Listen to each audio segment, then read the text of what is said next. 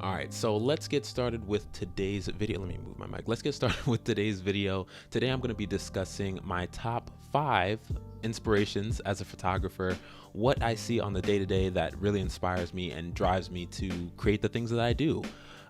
This is a video I actually wanted to make for a little bit, and I don't know, didn't have the inclination to really get behind the camera and make a video, but now I do. So here it is, my top 5 inspirations. Something about I want to say about this before I get started. Some of these are like, I'm going to use an entire genre to describe something. Let's say I'm going to say movies, but what I'm going to do is put on the screen specific movies or scenes that come to mind when I think of my inspirations and things that really did inspire me. So when I say movies, it's not like every single movie. It's the certain ones, and I'm just going to use kind of the overall genre to kind of illustrate my point. So yeah. And if you haven't already, make sure you hit the like button down below and hit the subscribe button. I don't know why I pointed up. The subscribe button is down low. And yeah, let's get into it. I think you can take inspiration from just about anything. Literally a piece of paper on the floor could kind of inspire you to make something and create something interesting. But for me, it's like a few specific things I see myself going back to time and time again that really just, I don't know, interest me. So number one I want to start off with is anime. This, if you know me, this should be obvious. I love anime. I love just animated things in general, even if they aren't of a Japanese flavor.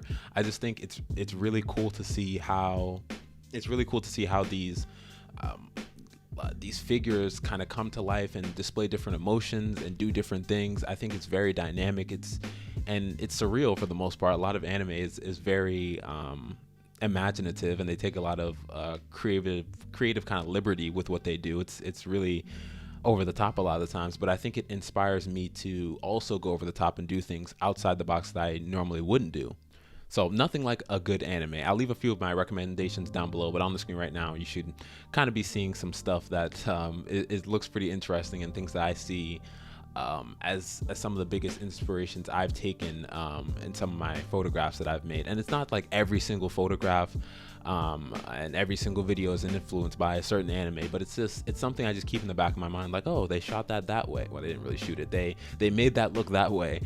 Maybe I should do this to my video. Maybe I should do that to my video. And just kind of having that in the back of your mind as you go through and take your pictures and create your art, whatever it is. It's going to apply to a lot of different people.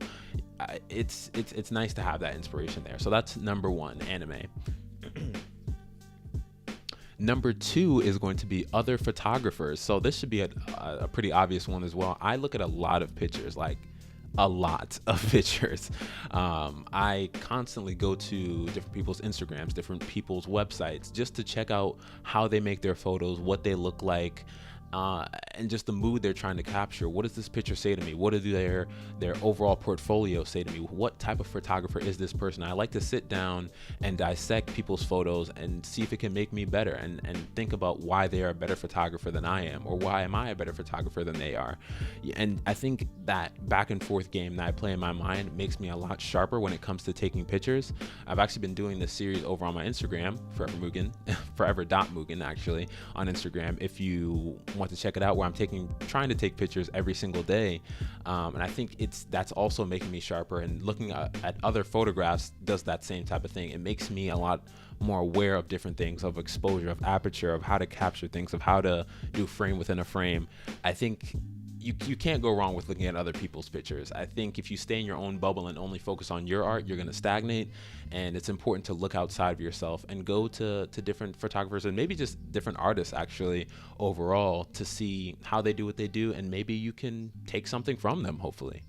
And moving on from that, we're going to number 3, which is nature, the thing that's always around us and constantly doing its own thing. We're just here, more or less, basically. So I love going outside, going on walks, not necessarily like in a cityscape, but just in rural areas, and just seeing what it has to offer, seeing how natural things occur outside, and how beautiful things are just all around us, really waiting to be captured. One thing I've actually gotten really into with that series I was talking about on Instagram before is capturing nature, capturing flowers, capturing different things that are just naturally occurring. I had a photo set the other day actually that was kind of based around rainy depressing, kind of dreary days, and it was really cool to go outside and use nature as my subject. I didn't need a person. And now with this whole, social distancing thing going on, I think it's even more important to go outside within reason. Within reason. Don't go too far. Maybe if it's just literally your porch. I just use my garden as a subject, really, and go outside and try to see what you can create. There's a lot of beautiful things just waiting out there to be captured, and you don't need someone else with you to be able to make those images come to life. So nature is a huge inspiration for me. I think that's why at certain points my Instagram feed was very green. Like, you would see a lot of pictures with trees and foliage and just other types of things going on. Nature is a big one. And number 4 is going to be conversations with other people. So I think creative block is a very real thing. And I think talking to other people and getting outside your comfort zone and building a relationship is really important to overcoming that. And I think when you're in a place that you're wondering what you should create next, talk to someone else who isn't a photographer. Talk to someone who doesn't really know what you're talking about, for one. And I think some of the basic advice they're going to give you will really ring true, because I think I'm using the word think a lot. I believe when you're looking for something and looking for inspiration, you overlook a lot of the tiny things. You overlook a lot of the small things that the average everyday person isn't going to overlook. And talking to someone who isn't a photographer or isn't into photography, they might just say that thing just offhandedly that you'll say, wow, that is exactly what I needed to hear. So have conversations with people. Photography by nature is very people-centric. Portraits are a huge part of photography. Even when you're capturing a landscape or something like that, the way humans interact with that landscape is a huge part of photography. Humans are integral, basically, in not just life, but also picture taking. So I think understanding people, how they react, how they think, will only make you a better photographer. You're supposed to shoot how it feels as much as how it looks, and oftentimes how it feels is related to the human emotion and the human experience of different situations. So talk to a lot of people, get to know your subject, especially if you're going to be doing like a portrait series, shooting a model. Understand what they like, don't like, make them comfortable, and your pictures definitely will get better. I have firsthand experience with that. So number 4 is people and conversations with people. And number 5 might be a little bit of a surprise, but books is actually going to be my 5th and final inspiration. I think what books do for me, and I've heard of one of my favorite creators talk about this, Sean Tucker. He talks about visual exercise, which is when you're walking through your environment, don't passively do it. Look around, train your eyes, understand compositions, and make sure that you're keeping track of what's going on around you, and it'll make you a better photographer. I think you can also do that with reading. Recently, over the past maybe 6 months or so, I've reignited my passion for reading. And with that, I've gotten better at visualizing what I'm reading. So what I can do is read a book, say a science fiction novel, and they create like this super barren desert landscape with sand as far as the eye can see and dunes 100 feet high and things like that. And I can visualize that. I can make that come to life in my mind. And it's really powerful for a photographer like me, because my photographic method is that I look at something, I look at a subject, I look at a scene, and I say, okay, the ideal picture would be this. This is how I want it to look in the end. I don't look at my camera or anything. I just think about that in my mind. And then from there, I try to make what I see or what I have in my mind come to life via my camera. So the camera is just a tool to go from my brain to an actual picture that's physical.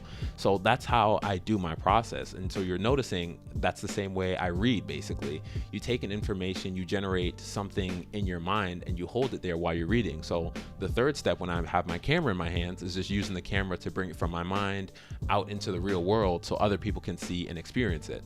And if you don't know, that's what I love about photography. I love being able to take something from my head and show it to someone else and show it to them in a way, the way I saw it. I can put you in my mind, almost put you in my shoes and how it felt to be there. So reading a book and doing that exercise, that mental exercise, is really helpful for me, and it makes me a better photographer for sure. So read a lot of books. They're a good thing to do in your free time. You have nothing better to do right now anyway.